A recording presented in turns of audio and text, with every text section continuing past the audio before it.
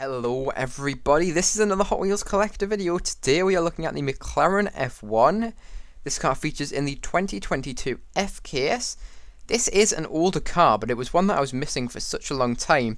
However, I genuinely think this is the best colour variant of this car to release from the Hot Wheels team ever.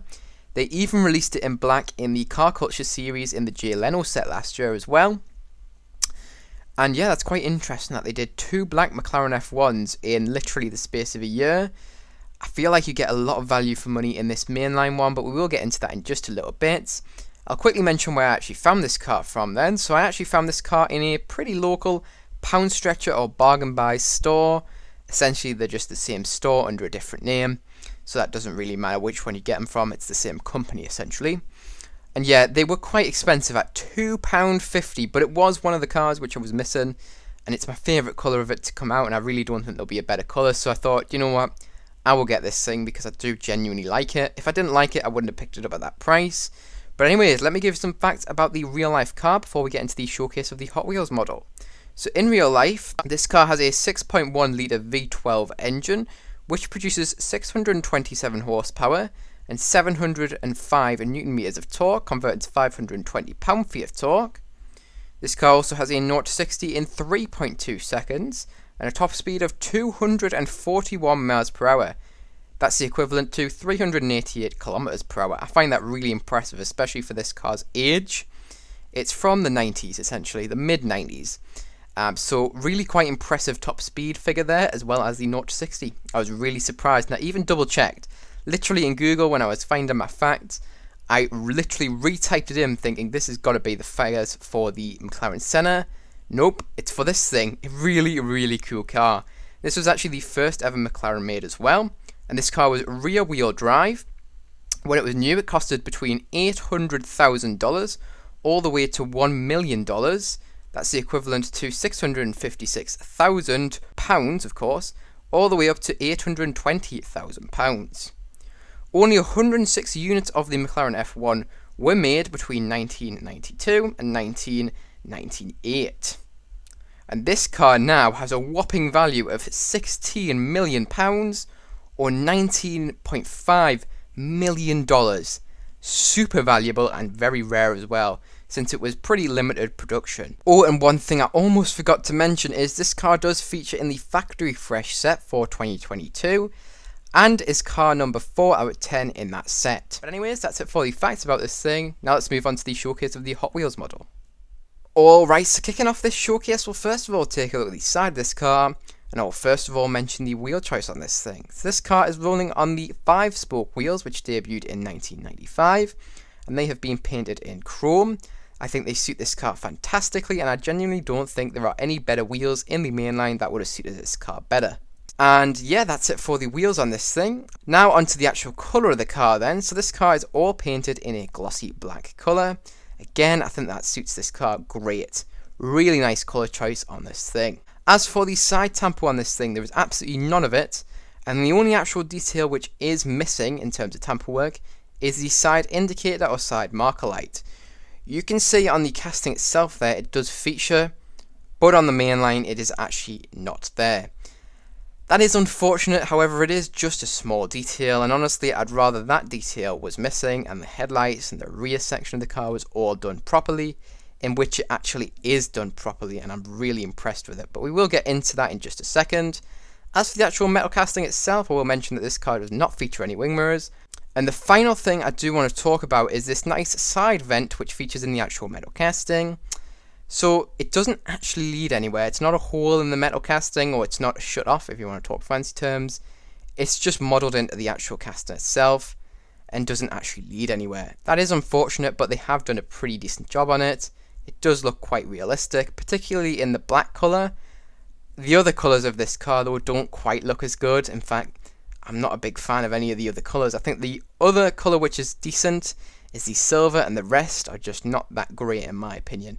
But I really do like the black colour, as I've already said. I will also mention that the windows on this car are actually wound up. Anyways, that's it for the side of this thing. Now let's move on to the front of this car. Alright, so taking a look at the front of this car then, we do see a lot of detail in terms of tampo work here. Lots of bang for your buck here in my opinion. So first of all, we do have the headlights which have been tampoed in a realistic look. We also have the indicator lights, which have been tampered there in orange. And finally, we do have the McLaren badge, which has been tampered in white.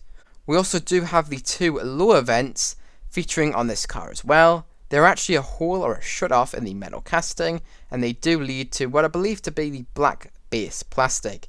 It's either that or the black interior plastic, but it definitely leads to black plastic nonetheless. And finally, what you can see from the front of this car is this nice large vent which features on the hood of this thing. That is accurate to the real life car. Anyways, that's really it for the front of this thing. Now let's move on to the next side. Alright, now taking a look at the next side of this thing. There's no extra tamper work or detail here, so I'm not going to bore you. You can obviously pause the video and have a look for yourself if you're looking for something specific.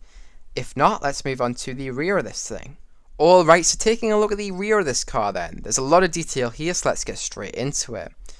First of all, we have the round brake lights, which have been tampered in red. We also do have the round indicator lights, which have been tampered in orange. Below the left indicator light, we do see a reverse light, which has been tampered in white and is a rectangular shape.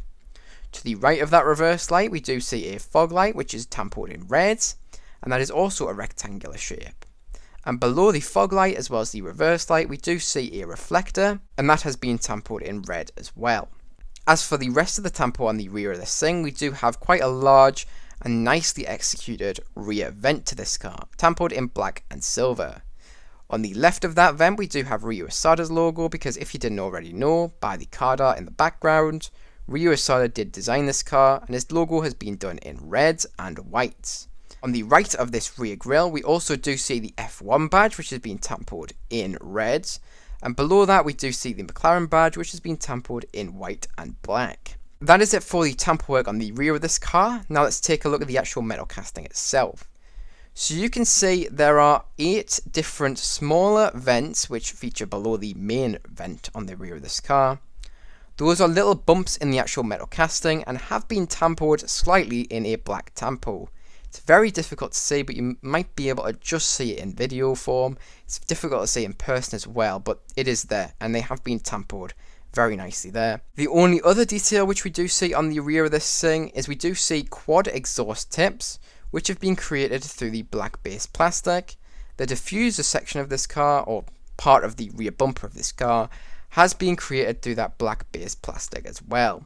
Anyways, that's it for the rear of this car. Now let's move on to the top of this thing. Alright, so taking a look at the top of this car then, there's a lot of detail here, so let's get straight into it. First of all, we have this large roof scoop or roof vent, which is in the metal casting, but it doesn't actually lead anywhere and is not a shut-off. But it's nice to see that in there nonetheless, and it actually does look very realistic with this car being tampered in black. But as I've said on the side vents of this car, it doesn't look as good in any other colours, and black is one of the few colours which kind of the car can get away with it being not a real hole in the actual casting.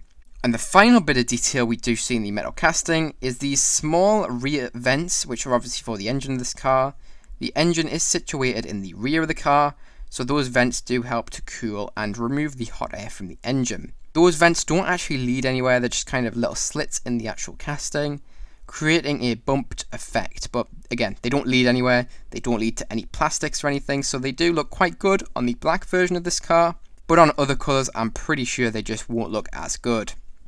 And the final detail you do see on the top of this thing is you can see this casting does have windshield wipers. Very nice to see that there. It's a very small detail, but I really do love it when Hot Wheels cars do add it. It just adds to that realistic look, and I'm really impressed with that, to be honest. Very, very nice to have them there. Anyways, that is it for the top of this car, and that is also it for the showcase of this thing. So now let's move on to my final thoughts and review on this car.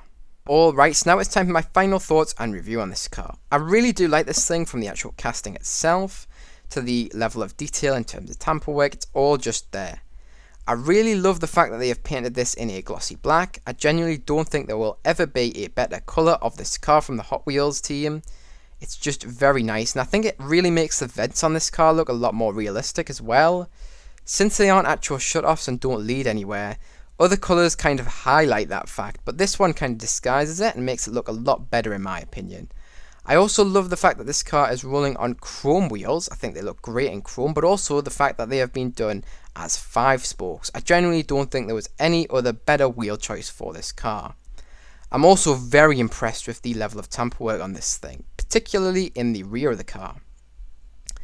I do actually have the premium version of this car in the GLNO set, and I've been looking at it.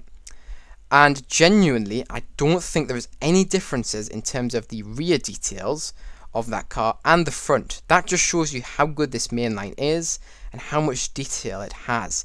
It's just so well done, and it is such bang for your buck. If you see this in stores, make sure to get it, because this is just so detailed.